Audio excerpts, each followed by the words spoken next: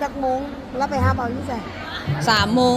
อยู่ 3 โมงแรง อยู่บ้านไซมงคลบริษัท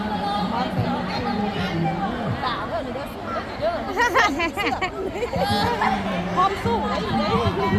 เนี่ยน้าย่างไปนี่แล้วนะวิดีโอเด้หน้าขาวเอ้ยห้องเดี๋ยวนี้นี่นะนี่นะโซคิมเนี่ยโซคิมเนี่ยโปรโมทสินค้าในตู้เนาะหน้าขาวตรงนี้ใส่อย่างเอ้ยเฮาเลยโอ้มาเลยครีม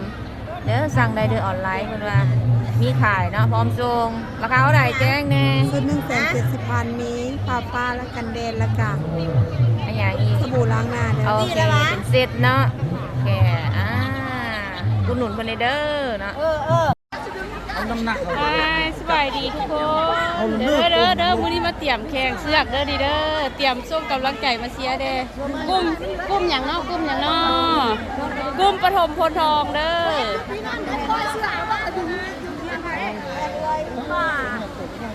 อ